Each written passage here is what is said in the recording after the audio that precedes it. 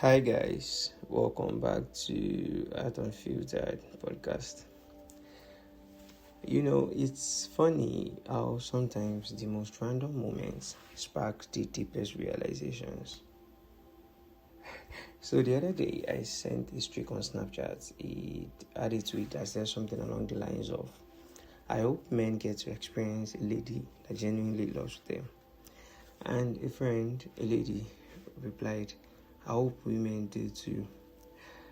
I smiled when I saw that because she wasn't wrong. And from there, we had one of the rare unfiltered conversations that didn't feel like an argument or a debate, just two people thinking out loud. At some point, I said, I just hope people get to experience non-transactional relationships. And she paused for a bit before asking, but is any relationship really non-transactional? That question stuck with me because the more I thought about it, the more I realized maybe relationships aren't supposed to be non-transactional. Maybe they're supposed to be built on exchange. Come to think of it, every relationship runs on some kind of give and take. Efforts for efforts, energy for energy, presence for presence, aura for aura.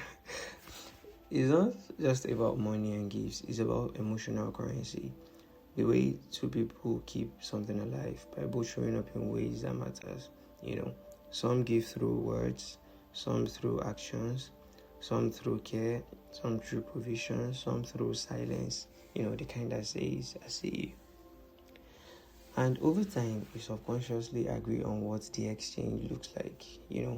We don't sit down to define it, but we learn it. In how often we text, how quickly we call back, how much we share, how much we withhold.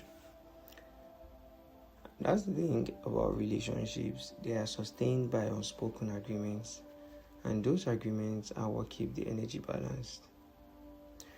But where it gets tricky is when that balance starts to feel like a bargain, when exchange turns into leverage, when generosity becomes strategy. And that's when we cross into something else. Something that looks like love, but feels like control. Let's talk about love bombing. Love bombing is that phase where someone gives you everything all at once. The attention, the affection, the consistency. And it feels overwhelming in the best way possible. You start to believe you finally found someone who gets it, someone who loves like you do, who shows up the way you always wish people would. But sometimes, not always, but sometimes, that flood of affection isn't love, it's a hook. Because love bombing is about building dependency. It's introducing someone to an energy you can't sustain and using the eye of that beginning to make them chase something that was never real.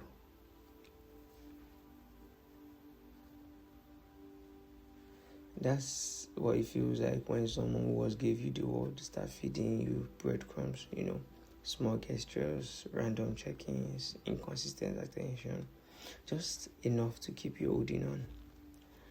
And the worst part, you start doubting yourself, you start asking if maybe you were too much, too demanding, too emotional. When in reality, you're just reacting to the absence of what they introduced you to. They taught you how to expect a certain kind of love, then punished you for needing it. But here's where I want to be careful, because not everyone who gives deeply is manipulating you. Some people just love hard, they are expressive, they are intentional. They give big because that's how their heart works. The difference between love bombing and genuine love is consistency and intention. Love bombing feels like a performance. Real love feels like presence. The truth is, if the energy fades the moment you stop applauding, then it was never love. It was theater. But when it stays, even when the spotlight is off, then That's love, It shows up quietly, even on days when no one is watching. So, maybe it's true. Every relationship is indeed transactional, but that doesn't make it shallow. It makes it human. It makes it, what matters. And what is important is what we are exchanging. Am I giving peace or performance?